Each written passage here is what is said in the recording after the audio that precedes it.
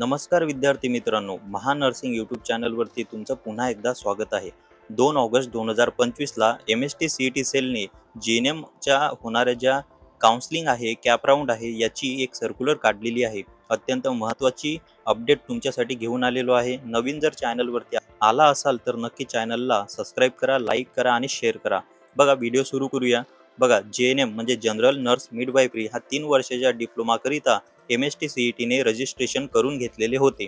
आता त्या अंतर्गत कॅप राऊंडची जी प्रोसेस आहे आणि ऑनलाईन चॉईस प्रेफरन्स फिलिंगची जी प्रोसेस आहे ती MST-CETने दिलेली आहे। ते बघा, प्रोविजनल मेरिट लिस्ट हे 2 ऑगस्ट 2025ला लागलेली आहे। ते तुम्हाला येत्या काही तासामध्ये मी व्हिडिओ पब्लिश करून देईल। त्यानंतर दुसरा महत्त्वाचा पॉईंट आहे display of seat matrix for CAP round first round JNM 3 August 2025ला सीट मॅट्रिक्स लागलेली आहे। बघा, एकंदरीत जे 20 JNMचे गव्हर्नमेंटचे नर्सिंग कॉलेज आहे त्याला असणाऱ्या ज्या 960 जागा आहे त्या अंतर्गत आरक्षणासोबत किती जागा कोणाला सुटतात ते सीट मॅट्रिक्स निघालेला आहे।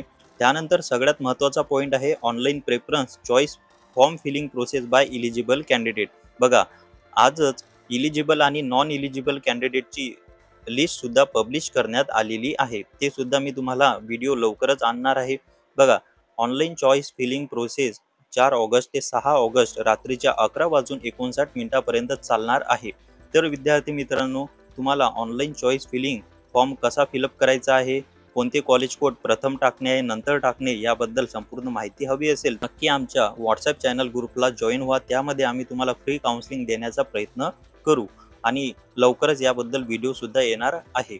बघा, त्यानंतर आहे declaration of selection list for CAP round first for JNM course. बघा, जो कॅप राऊंड फर्स्टचा जो रिझल्ट येईल किंवा सिलेक्शन लिस्ट येईल हे 7 ऑगस्ट 2025ला येणार आहे। यामध्ये थोडी तांत्रिक अडचण आल्यामुळे इथं 24 लिहिलेलं आहे पण ते 25 आहे। त्यानंतर बघा, physical joining and filling status retention form with all original document and requisite fee by DD cheque हे 8 ऑगस्ट ते 13 ऑगस्टच्या दरम्यान संध्याकाळच्या 5:30 वाजेपर्यंत चालणार आहे।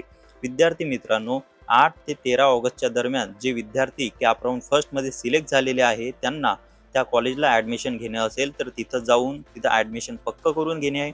त्यासोबतच ओरिजिनल डॉक्युमेंट कॉलेजला सबमिट करून आणि पर्टिक्युलर कॅटेगरीचे असाल, उदाहरणार्थ SC ST OBC आणि VJ आणि NT प्रवर्ग यांना त्या कॅटेगरीनुसार DD चेक तुम्हाला भरावा लागतो। DD म्हणजे काय तर डिमांड ड्राफ्ट चेक। हा पर्टिक्युलर कॉलेजला अमाऊंट पे करायची असते आणि ती नॉन रिफंडेबल अमाऊंट असते।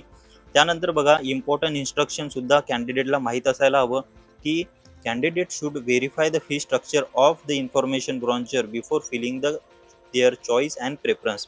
बघा, जे काही JNMचं ब्रॉन्चर तुम्हाला दिलेलं आहे त्यामध्ये एकंदरीत वार्षिक फी किती असणार आहे, इतर खर्च किती असणार आहे हे नक्की तुम्ही तपासून बघा। तुमच्या कॅटेगरीला किती फी असणार आहे हे सुद्धा नक्की तपासून बघा, जेणेकरून तुम्हाला पुढील शिक्षणासाठी अडचण येणार नाही। दुसरी महत्त्वाची त्यांनी इन्स्ट्रक्शन दिलेलं आहे, candidate who have been allotted in a seat in a round first or any subsequent CAP round and who wish to seek betterment must first report to allotted college and complete the admission process।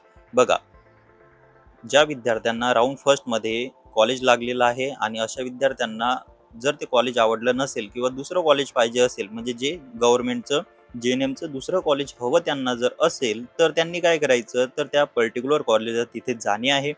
प्रवेश प्रक्रिया पूर्ण करून status retention form भरून तुम्हाला बेटरमेंटचं option choose करणे आहे आणि त्यानंतर तुम्ही कॅप राऊंड सेकंड आणि थर्डसाठी अपेअर होसाल। जर तुम्ही ते केलं नाही तर डायरेक्ट तुम्ही प्रवेश प्रक्रियेमधून अपात्र ठरवण्यात येसाल। त्यानंतर तिसरी महत्त्वाची त्यांनी इन्स्ट्रक्शन दिलेलं आहे, candidate who want to betterment should not be fill the status retention form. Once status retention form filled, it cannot be reversed. ज्या विद्यार्थ्यांना बेटरमेंट ऑप्शन हवं असेल त्यांनी स्टेटस रिटेन्शन फॉर्म भरू नये। त्यानंतर आहे, if a candidate fail to report and join the allotted college within the prescribe time period they will not be eligible for any further CAP round. ज्या विद्यार्थ्यांना cap round first सेकंडमध्ये जर number लागलेला असेल आणि त्या विद्यार्थ्यांनी जर पर्टिक्युलर कॉलेजला जाणे टाळले त्या टाइम पिरियडमध्ये तर नक्कीच त्यांचा प्रवेश हा अपात्र होईल आणि पुढच्या ज्या कॅपच्या फेऱ्या आहे त्या फेऱ्यामध्ये त्यांना खेळता येणार नाही। त्यानंतर 5वं महत्त्वाचं इन्स्ट्रक्शन आहे, candidate must fill their choice or preference separately for each subsequent round. जे कॅप फर्स्ट असो, सेकंड असो, थर्ड असो, तिन्ही राऊंडला प्रत्येकी त्यांना वेगवेगळं कॉलेज कोड अप्लाय करायचे आहे. लास्ट वन इन्स्ट्रक्शन आहे, if any candidate is satisfy with the allotment and wants to confirm the admission, they should be fill out the status retention form. The college shall not be force any candidate to fill status retention form.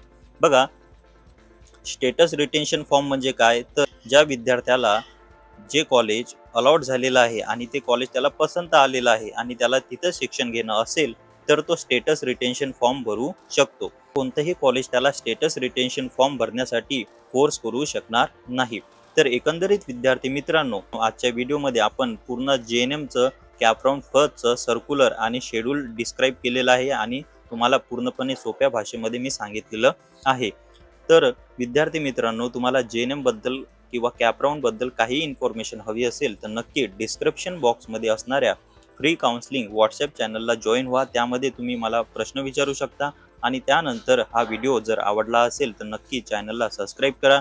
तुमच्या JNM करणाऱ्या विद्यार्थ्यांना हा video नक्की share करा, नक्की like करा. धन्यवाद.